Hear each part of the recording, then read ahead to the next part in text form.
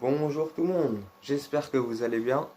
Aujourd'hui, je vais vous parler des premiers chars. Vous n'êtes pas sans savoir qu'ils ont servi pendant la Première Guerre mondiale, de la moitié jusqu'à la fin, parce que les premiers chars ont été inventés en 1916 et les derniers en 1918, mais il y en a eu plein après. Mais je vais pas aller plus loin que ça. Je vais pas aller plus loin que 1918. Bon, on va faire un léger retour en arrière pour comprendre ce qui s'est passé. Les premiers plans étaient de Léonard de Vinci qui avait vraiment pensé à un vrai char. Je vais vous montrer une image là. Et ce char, c'était une de ses idées. Il les avait mis sur roue avec des canons bien fermés, comme un char en fait, bien pensé, tout ça. Sauf que revenons encore plus en arrière. Pour savoir d'où viennent ces idées, vous allez comprendre très rapidement qu'elles ont été tirées de l'Antiquité et du Moyen Âge.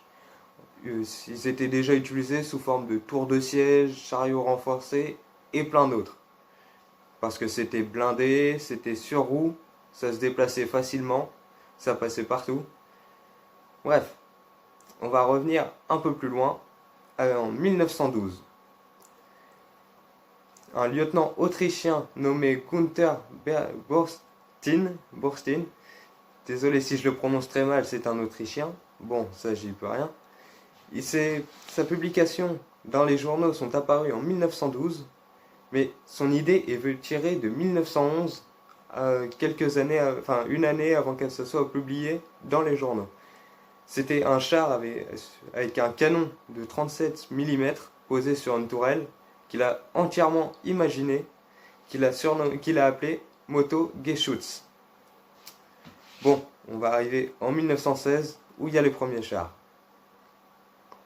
Les premiers chars de 1916 sont les Mark I, des chars anglais de 30 tonnes qui font 4 mètres de large, 8 mètres de long, qui ont été utilisés pour la première fois dans la bataille de la Somme.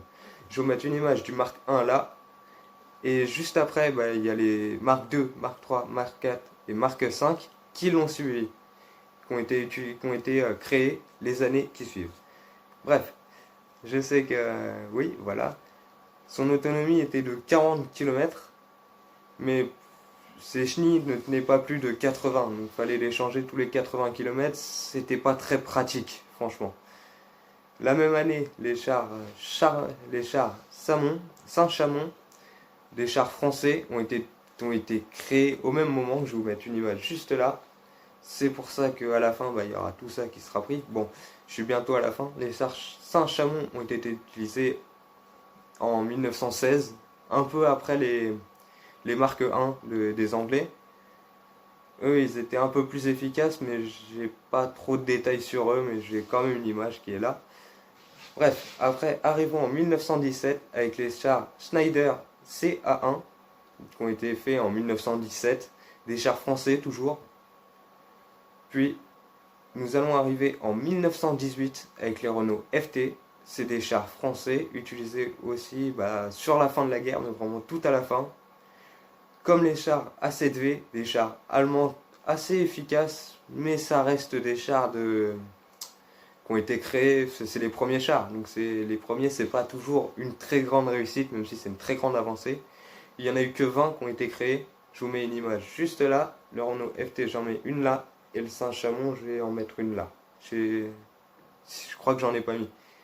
Bref, après avoir compris tout ça, les chars, comme vous voyez là et là, ce ne sont pas des chars comme on peut trouver maintenant. Mais ça, je vais en parler dans une prochaine vidéo. Bref, je vais continuer de revenir, là vu que je vous ai parlé un peu des chars, je vais vous parler de la Première Guerre mondiale. Comme, comme vous savez bien, les Allemands ont commencé à avancer, ils sont passés par la Belgique et ils sont descendus. Ils ont fait à peu près presque la même chose pendant la seconde. Pendant la première, ils sont descendus, ils sont pas arrêtés plus loin que Verdun. Ils sont arrêtés avant parce que les Français les avaient ralentis. Et les Anglais étaient déjà là pour les aider. Donc pendant la bataille de Verdun, une très grande bataille qui a fait des milliers de morts, peut-être même des millions, mais je ne me rappelle plus du nombre exact. C'était une très très grande bataille. Ils sont ils sont arrivés à Verdun, mais ils voulaient descendre jusqu'à Paris au départ. Mais ils sont jamais arrivés à Paris, ils se sont arrêtés avant. Du coup, la bataille de... Oui, je reviens un peu en arrière, je suis un peu confus sur ce que je dis, mais bon. C'est la bataille qui a été de Verdun, elle a duré 2 ans. Après, ils sont redescendus pour arriver jusqu'à Paris. À Paris, ils ont dû remonter parce qu'ils n'avaient plus assez de force terrestre, aérienne, et plus assez de force blindée. Du coup, les Allemands ont été forcés de reculer, ce qui ne les a pas vraiment aidés, ce qui leur ont fait perdre la Première Guerre mondiale. Sauf que du coup, comme vous le savez très bien, il y a eu le traité de Versailles qui a été fait à la fin de la guerre pendant l'armistice, pour que les Allemands puissent ne pas créer d'autres armées et qu'ils puissent les rattaquer.